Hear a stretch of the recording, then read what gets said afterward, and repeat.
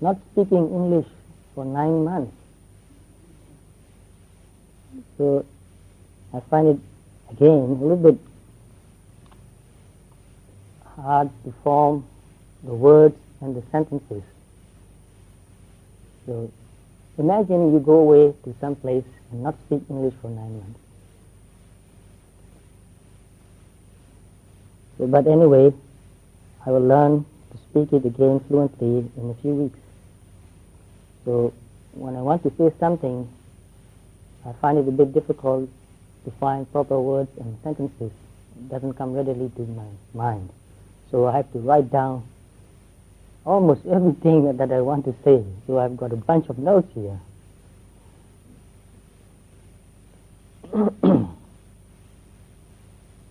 This first one is something I read about the Buddha in a book in Pali text, and I've read that in English too, English translation.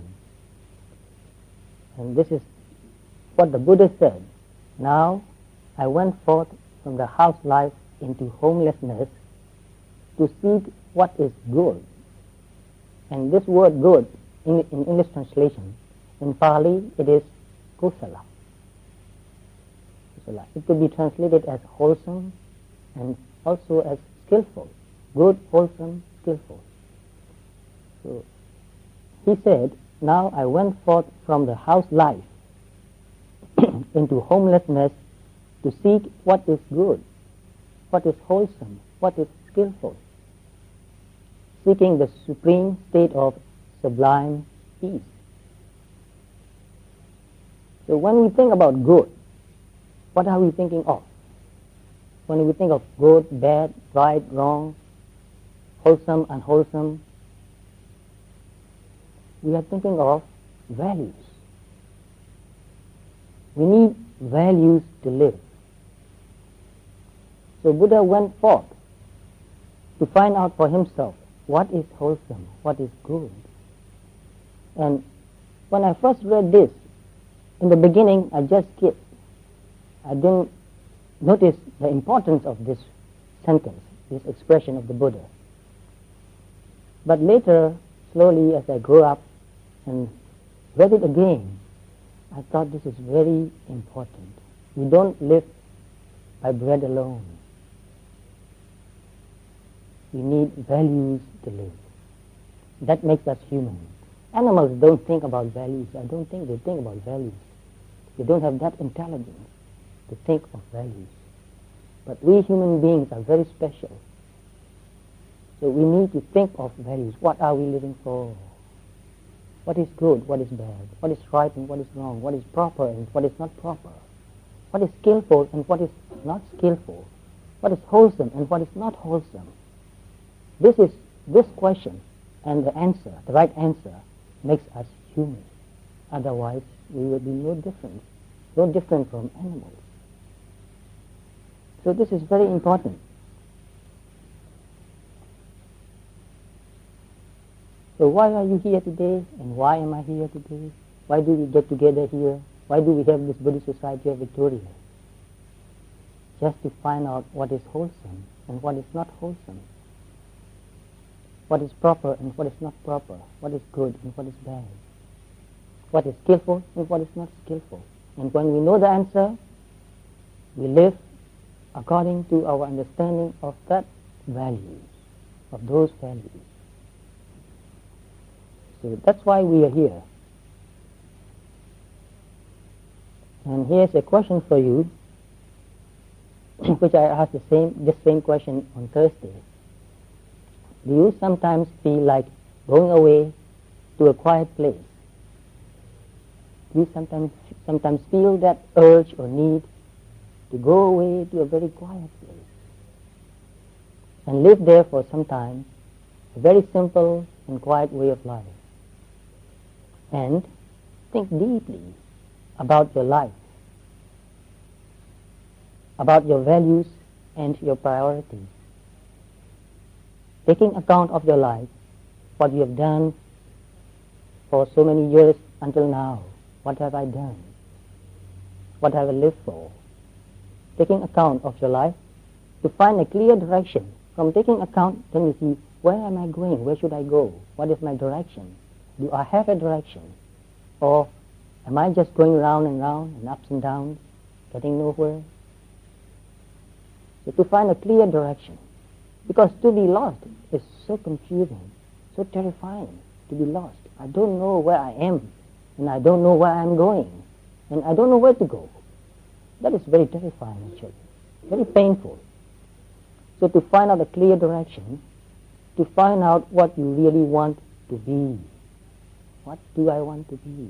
What kind of a person do I want to be? How you really want to live. We happen to be living in a situation. We didn't really choose to live this way. Most of us didn't really choose to live this way. It happened to us. For most of us, life happened. We don't create our life. It happens. But we have the power to choose the way we want to live and to create that life. It is not easy, but it can be done. So to find out what you really want to be, how you really want to live, and to find out your place and your work in this life. Actually, your work is your place. What you do for yourself and for the humanity, for the whole world, for all beings, that's your work and that's your place. And what is your work and what is your place in this world, in this life? Why are you in this life? Why are you here in this life? Is there a purpose, or is it just pure chance with no purpose? Do you feel that your life has a purpose? And if you do, you are very fortunate. So that's the call of your noble nature. If you feel like you want to go and reflect very deeply how you want to live, what you want to do, that's the call. Your nature, your noble nature is calling you. Come, come. So when I was very young, let me proceed. Do you respect that call? Every once in a while, now and then, we feel that call very strongly. But many times we just ignore that. We think, this is not important. I have to be with my friends and my family. I have to be doing what others are doing. It's okay to be with your friends and family, but you need your own time sometimes to think for yourself, to find your own direction. So in many ways, we are being pushed. We don't really choose what we want to do. We are pushed or influenced to do what we are doing. And sometimes it's just a habit. So do you respect that call? Sometimes it's very weak. Sometimes it doesn't, it's not very clear, but you are just not happy about the way things are. I'm not happy the way things are. What's wrong with me? Actually, when you feel not happy the way things are, it's right. You are not wrong. You are right. It's the calling. It's your inner nature, inner noble nature telling you that this is not the proper way to live. There's a better way to be a human being. It is calling you. And if you resist or ignore that call, you feel very unhappy. So do you respect that call? Do you answer that call? Do you feel that it is calling? Your noble heart, your noble nature is calling. And that first passage that I read just now to you, Buddha heard that call and he answered that call. That's why he became the Buddha. He wanted to know what is wholesome. He wanted to know what is good. He wanted to know what is skillful for himself, not just as a knowledge, not just listening to another person telling him what is good, what is wholesome, and what is skillful. He wanted to find out for himself. And that's the important point. Many people have told you what is good, what is skillful, what is wholesome. We have enough knowledge of that. But that didn't really have a big effect on our life. We have to find out and live it. Then only it will have some effect on our life. So I've heard a Chinese saying which says that what you hear you forget, what you see you remember, and what you do you know. You know about something by doing it, not just by listening it.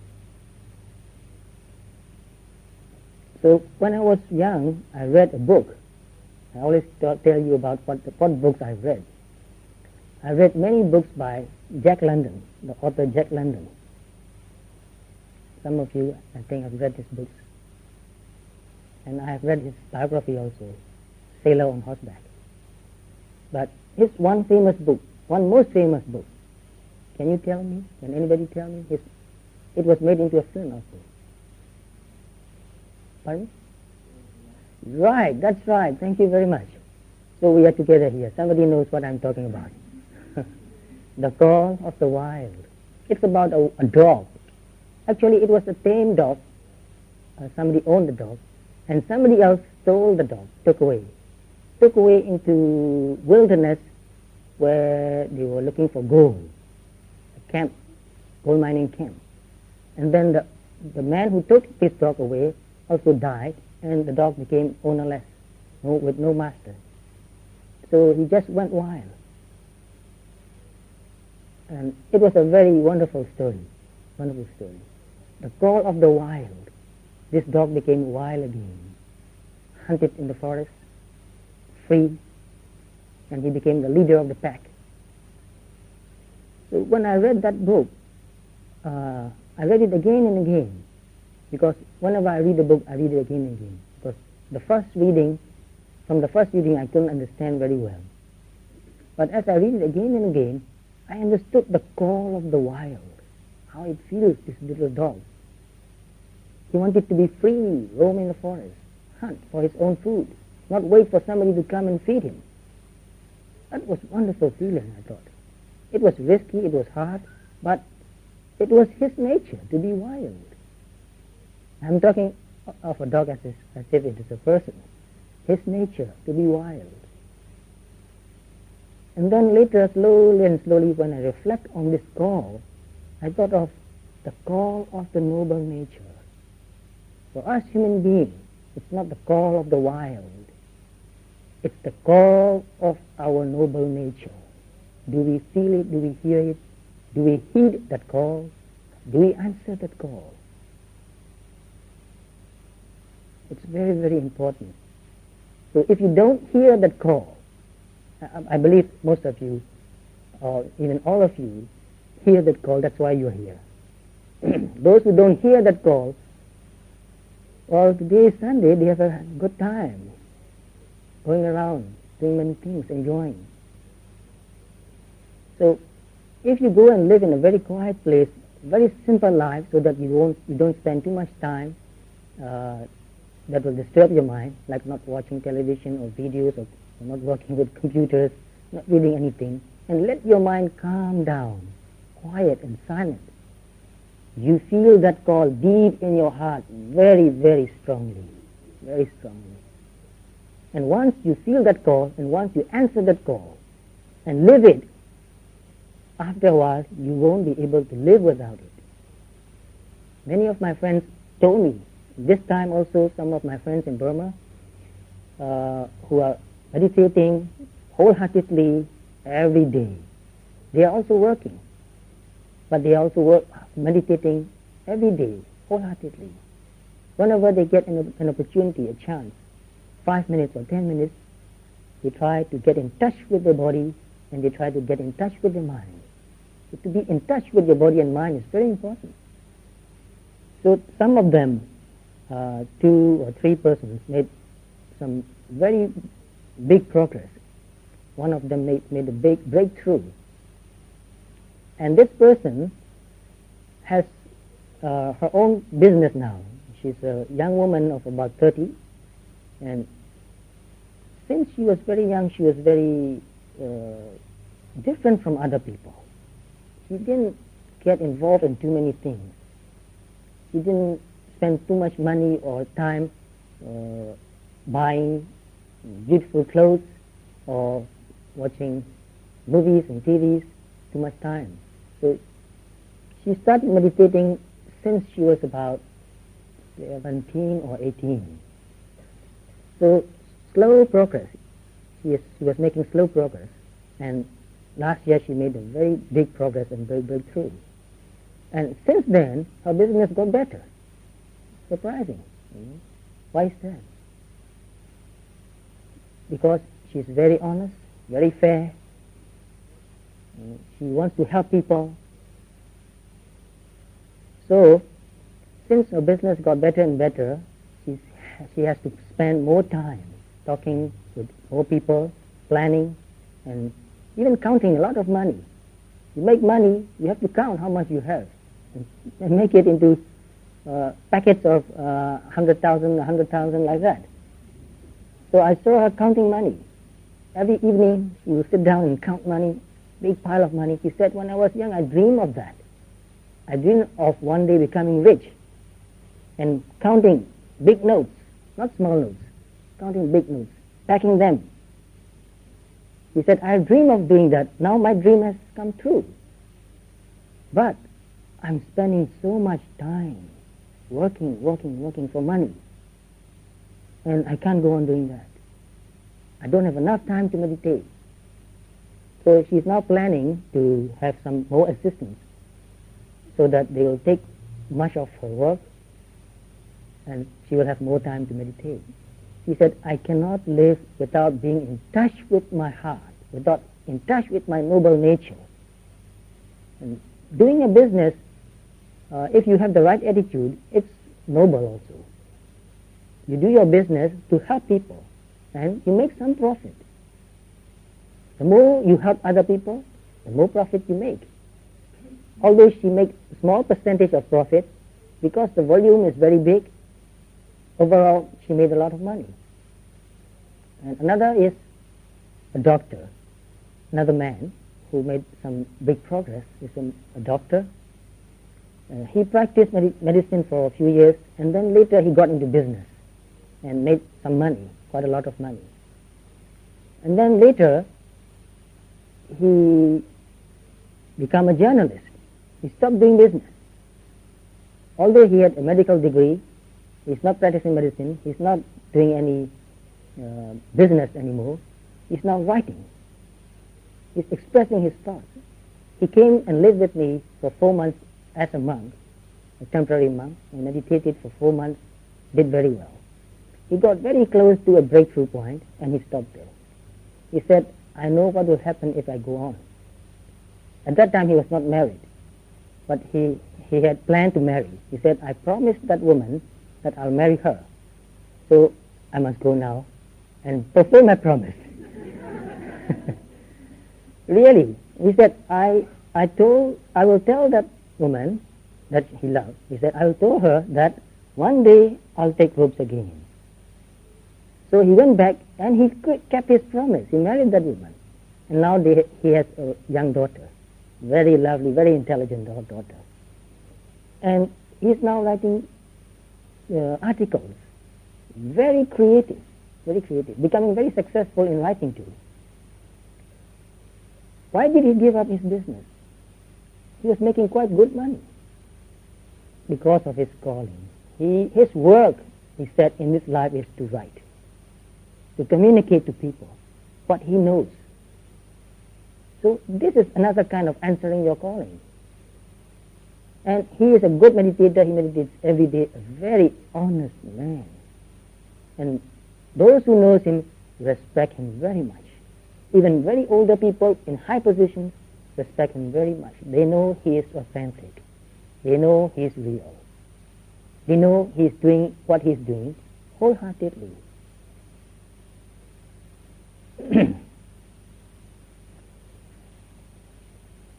So, listen to your call. These people, they have listened to their call, to the call of their noble heart. And they are doing what their heart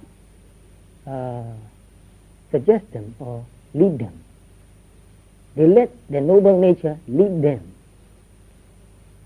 This is a very important point. Who is leading you? If anybody outside leading you, someday you'll be led astray. but get deep in touch with your noble nature. You will not do anything wrong. So if you can't go away for a few days or a few months, don't worry. If it's not possible for you now, it will be possible in the future. But right now, make time to be alone, to meditate a few minutes every morning. When it's quiet and peaceful, get up early in the morning and meditate. Get deeply in touch with your heart, with your noble nature. Be mindful. Pay attention to your body and to your mind. And increase it gradually to at least 30 minutes a day. And then try to be mindful whenever and wherever you remember to be mindful. It's natural to be forgetful too. People forget. They get involved. They get sucked in many things. So there's something noble in your heart, without which your life is valueless and meaningless. Find it and live it. That's the most important thing for us to do. Even when you learn the teachings of the Buddha, unless it goes right into your heart and comes out again, it will be just knowledge. But if you live it, then it becomes wisdom, not just knowledge. Living teaching, living knowledge.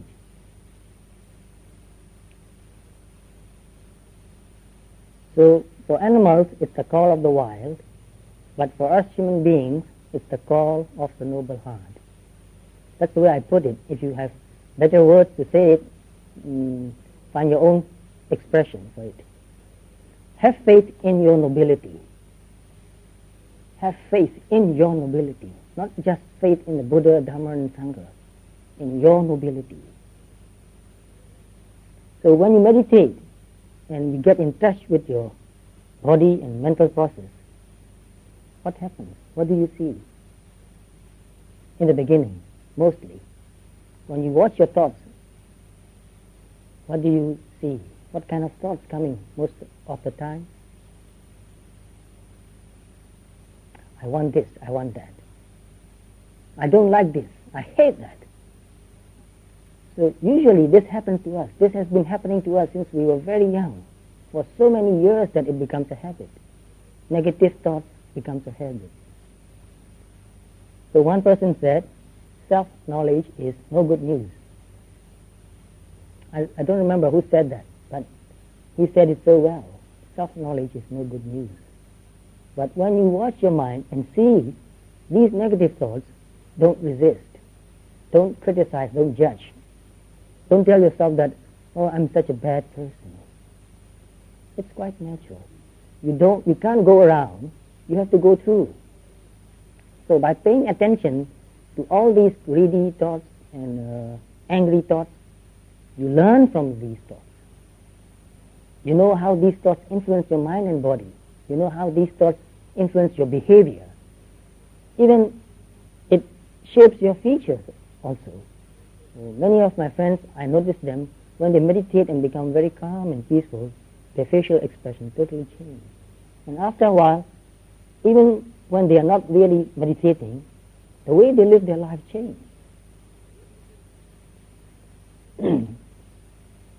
So most people are afraid of finding out the reality of themselves. One person in America, I taught her to meditate and to pay attention to her body and mind. She said, I want to forget about myself. I don't want to think about myself. And I asked her why. She said, I'm so bad. My thoughts are always negative. I want to watch or read something so that I can forget. I can get deeply absorbed into my reading so that I won't think about myself.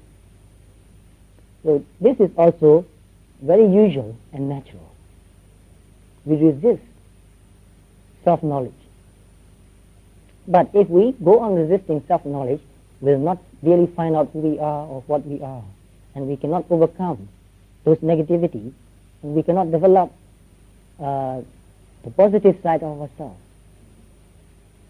So because self-knowledge, self-awareness includes knowledge of our dark side, Knowledge of our dark side is very important. So knowledge of selfishness, knowledge of conceit, envy, jealousy, and knowledge of laziness too. We don't take it so seriously, laziness. Because if we are lazy, we cannot develop our good qualities. Because to develop our good qualities, we need to work consistently, persistently, all the time. In the beginning, it's hard work. So once you know, once you are in touch with your mind and see what's going on clearly, it demands you. So it is demanding. So once you see it very clearly, you change. You change for the better. You try your best to change. So mindfulness demands honesty. If you are not honest, you cannot be mindful, because you will distort what you see. You will cover it up. You will turn away. So mindfulness demands honesty. Therefore, it takes great courage to know ourselves as we truly are. Great courage. So ask yourself, am I courageous? Have I enough courage to really see what's going on in my mind, what's going on in my life? But unless we see as we truly are, we cannot move forward. So to move forward, to make any kind of spiritual progress, we need to pay attention. We have to be mindful, and we should see whatever is happening in our body or in our mind with courage and honesty. Sometimes we feel ashamed of our defects, our misconduct. We feel ashamed of our defilements, of our shortcomings. So we justify again and again. Oh, it's okay, everybody's doing that. What's wrong? Some people, they just justify. But watch that justification. If you justify again and again, what does that mean? Guilty. Yes. You know it's not the right thing to do. So too much justification is a sign that you already know it's not the right thing to do. But you go on justifying. And it's a waste of so much time and so much of your energy, so much of your life you waste. So watch your mind and see what it's telling you. Your noble nature is always telling you that, no, this is not right. You are justifying again and again. That shows that you know it's not the right thing to do. Why don't you have the courage to accept it first? Even though you can't change it immediately, first you need to accept it as a fact. Yes, I'm conceited. Yes, I'm too proud. Yes, I'm deceptive. I'm deceiving myself and other people too. Yes, I know I'm not living from what my noble nature is telling me. So first, accept it as a truth without distorting it. So we try to forget ourselves, or we distort what we see. We become dishonest. So when we become dishonest, no spiritual progress anymore. So just now we have chanted this little sheet, Metta Sutta. Let them be able and upright. And this word upright here in Pali means honesty. Honest, very honest. And here another translation is called straightforward. It's not straightforward in communicating to other people.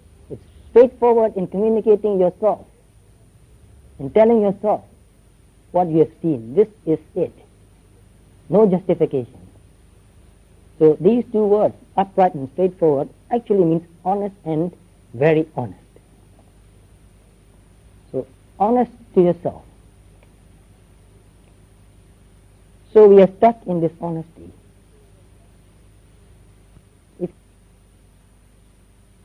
Honesty is my religion. I'll be honest. I'll try my best to be honest. And I found it very hard. When I became honest, my relationship with my parents became very stormy. With my friends also. Because if you tell lies, relationships are very good. But if you tell the truth, They won't accept you, they reject you, they criticize you, they call you bad names. Then they call me communist. No, they rejected me, my parents rejected me, my friends rejected me, my teachers also, they always say, oh, I'm wrong, my thinking is wrong. So it was very painful experience actually.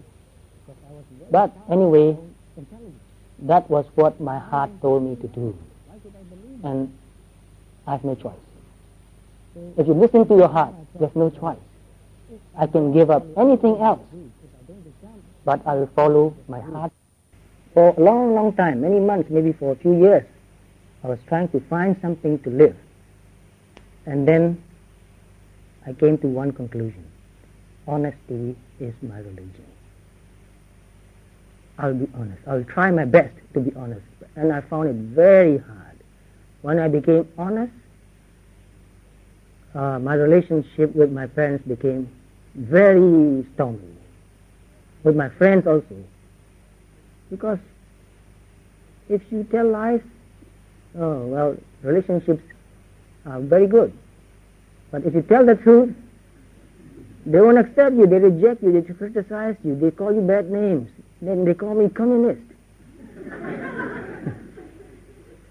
They rejected me, my parents rejected me, my friends rejected me, my teachers also, they always say, oh, I'm wrong, my thinking is wrong.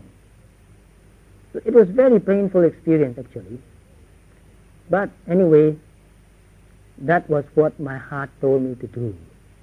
And I have no choice.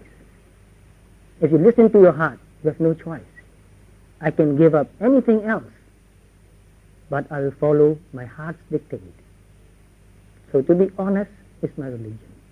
I didn't believe what the Buddha taught, but I liked most of what he taught. And I couldn't understand most of what he taught, which is quite natural. So, if you are dishonest, you are stuck.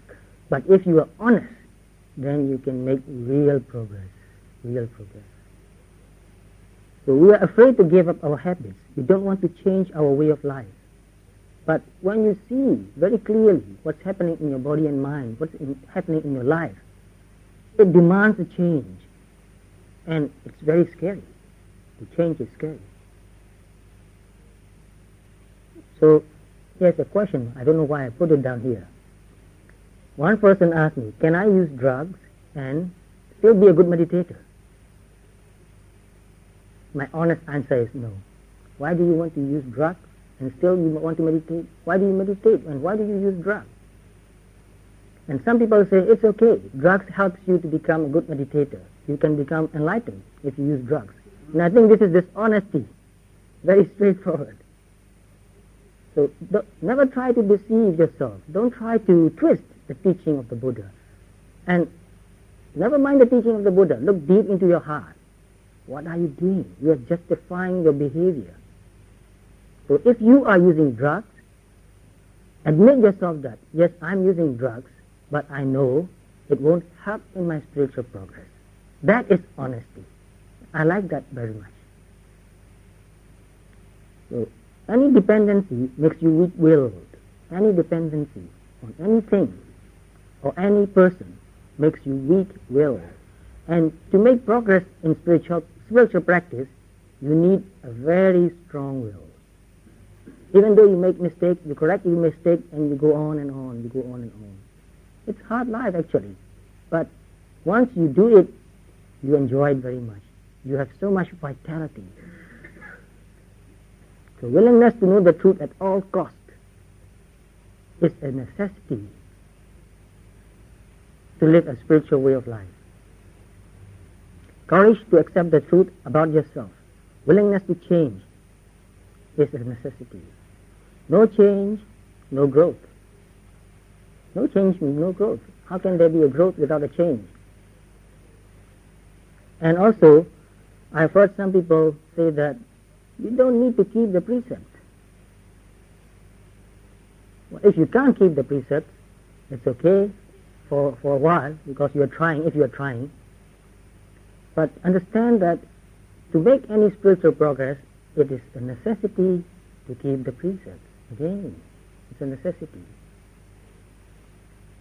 So to practice this eightfold noble path, you have to practice all eight, not just one or two.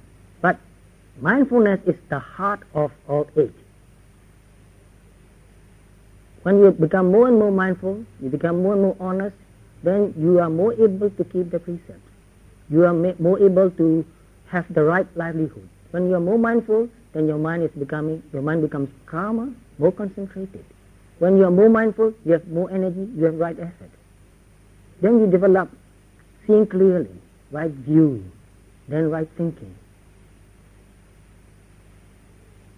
So be very honest and try to practice all eightfold, which means the eight practice make one whole. It's like a circle divided into 8 parts. If you leave out some part, it's not a whole. Something is missing. So when you're mindful of what's going on in your mind and body, you see what really is. And you say, this is happening, which means you accept, you don't resist, you don't twist, you don't distort. This is happening. When there's greed, you see, this is greed. When there's lust, you say, this is lust. When there's deception in your mind, you say, this is deception.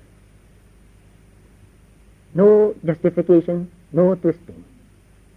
So you accept it, you don't distort it, you don't hide it, which means you are honest to yourself. So unless you are honest to yourself, you cannot be honest to others. There's no way you can be honest with other people if you deceive yourself. So that honesty makes you real and authentic. Honesty makes you real and authentic. Once I read some things from the diary of Leo Tolstoy. You know, everybody knows Leo Tolstoy. He was very famous. In his 80s, he's very old, beyond 80 years old, he wrote in his diary, I want to live my life honestly. In his diary, he wrote that. And as much as I know about himself, he was a very, he did everything unwholesome when he was young. But after a while, he learned from the mistake and he stopped doing all those things and he became a very spiritual person. Although he was not a Buddhist, I respect him very much for that. And he tried to live his life with a lot of generosity, a lot of kindness, a lot of honesty. But in his 80s, he wrote in his diary, I want to live with honesty. What did he mean? He still found himself not honest enough. So, to live a real, authentic life is much more satisfying. Much more satisfying. You can feel that I'm real. I'm not a fake. I'm not an actor. So without honesty, nothing is real. So when you become more mindful, you become more creative. And that will help you solve a lot of the difficulties in your life. Mindfulness will teach you and find you a way to solve your difficulties. You solve your problems creatively. Because you are mindful, you are patient also. You see from many directions. When something happens, you look around. You look from many directions and understand the situation completely. And without any bias, you ask the question, what is the best thing to do now? And you find the answer. If you are honest, it's not difficult to find an answer. Many of my friends told me, if you're honest, everything becomes much easier. So you don't follow any formula blindly. When you become more mindful, you don't follow any formula. Every situation is a unique situation. Every relationship is a unique relationship. So you look very deeply into that and do what is the best in that situation at that moment. So you live creatively, you become skillful in living. And this skillful in living is very important. We are skillful in doing many things. Nowadays, most people are becoming very skillful in using computers. because they spend so much time, so many hours a day using computers. So are we skillful in living? So when you have become skillful in living, then you are less influenced by other people and circumstances. You are less influenced. Be authentic is to be virtuous. To be honest, to be real, to be authentic is to be virtuous. And to be real is to be courageous. And to be courageous is to be powerful. Do we want to be powerful? Do we feel power inside? Or do we feel powerless? Do you feel driven or pushed around by circumstances, by people? Or do you feel that I'm doing something because I like doing it, I choose doing it, and I'm doing what I love doing it? Can you say that? Or do you say, well, I can't help it, they demand me to do this or that. Oh, the circumstances are so bad that I have no choice. If you say that, then you have no power. You feel powerless. And it is very painful to be powerless, to feel powerless. So when you become more mindful, you become more and more whole, not fragmented. So to grow toward wholeness is the greatest joy in life. The more mindful you become, the more you become whole. So whole, wholesome, they are similar in meaning. They are related words. And whole, wholesome, and health and healing all are related in meaning. I'm not familiar with Latin language, but I've read in a few books which says that health and whole have the same Latin root. So if any of you can find that out in any Latin dictionary, I'll really appreciate that if you can tell me. Health and whole is related. To be healthy means to be whole, which makes sense. If you don't feel whole, how can you feel healthy? If part of you is missing, how can you say you are healthy?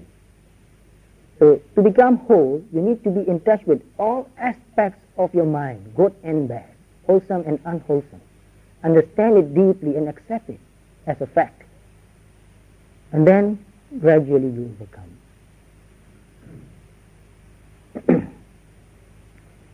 So, because you are more mindful, more aware, there is stability in your mind. When you become more mindful, there is more stability in your mind, mentally stable. So I hear so much about mental instability these days. It's dangerous. It's becoming dangerous, I think. There are many people who are not mentally stable. I have great compassion for them, and I'm willing to help them in any way I can. I'm not being unkind to them. But I want to say that this instability is dangerous. Any kind of instability. So mindfulness stabilizes the mind. This mindfulness has stabilizing factor. If you are too excited because you are happy, when you pay attention to that excited state of mind, it becomes calm again. You don't get so excited. And when you are too excited because you are angry, you pay attention to that anger, to that feeling, to that thought, it will calm down again.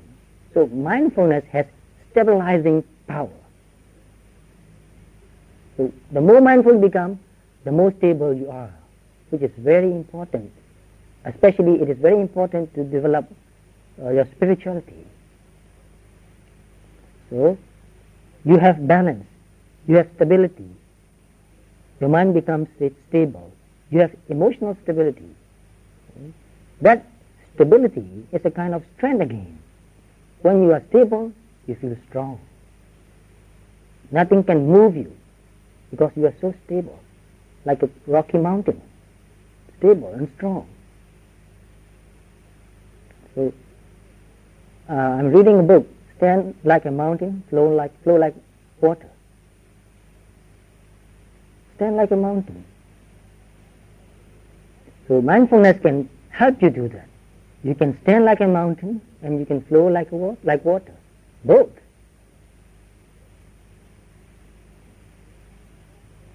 You become strong inside. You develop inner strength by being mindful all the time. That inner strength helps you do all that you need to do. When you want to do something really important and big, you need a lot of strength, you need a lot of energy. So it helps you go through the difficulties, and it helps you become wiser and stronger. When you become more mindful, you become more in touch with all aspects of your mind and body. When you become more mindful, you become less biased, you become more honest. You see your mental states without much distortion. You see things as they really are. So you don't react unwisely so much. So when you become more mindful, you become wiser. So there's less unwise reaction, there's more wise response. Therefore, you make less mistakes. Less mistakes means less suffering, less pain, less unhappiness, less regrets, and better relationships. So all of you can become whole and healthy. We have that potential. The more mindful you become, the more healthy you become, bodily, mentally, and spiritually too. The more mindful you become, the more wholesome you become. And because mindfulness itself is wholesome, healthy. So the more you become mindful, the more you become whole. So moving toward wholeness, you need to be mindful. Most of us are divided, fragmented, more or less. So I've read another book, and it is called The Divided Mind. The Divided Mind. Very interesting book. Can you guess who wrote that book? Has anybody read that book? Written by Dr. Ronald David Lang, a very prominent psychiatrist. He lives in England. He lived in England, I think. Very open-minded doctor. So you see, the title of the book is The Divided Self, I think. I don't remember exactly. Divided Mind or The Divided Self? I think it's Divided Mind. Well, anyway, we can become whole by paying attention to all aspects of our mental states. So most of our problems are rooted in our spiritual poverty. I hear so many problems all over the world. And when I look deeply into the source of the problem, I found that the source of the problem is spiritual poverty. We are not developing our noble nature. That's why we are creating problems and trying to solve it. How can we solve the problem if we go on creating it? So we must try to become spiritually rich, not just materially rich. So prosperity doesn't mean only material prosperity. It also means spiritual prosperity. So the first big step in our practice is to become mindful and to become real. That's the first big step we should take, to be mindful and to be real. Then we can take some other steps. So,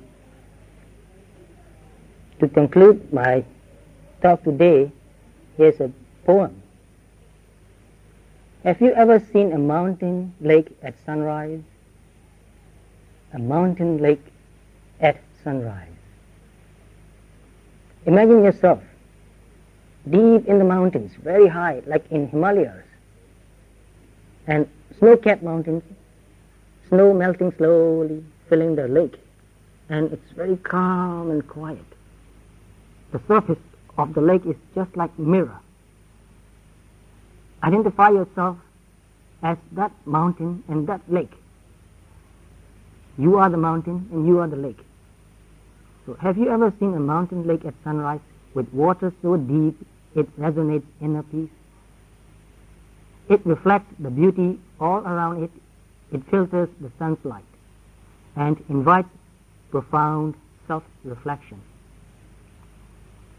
I have seen a mountain lake at sunrise. There's no other time that is better. The only thing more powerful than the sight is the quietness. Very beautiful image. And it's all about yourself. This poem is not talking really about the mountain and the lake and the sunrise.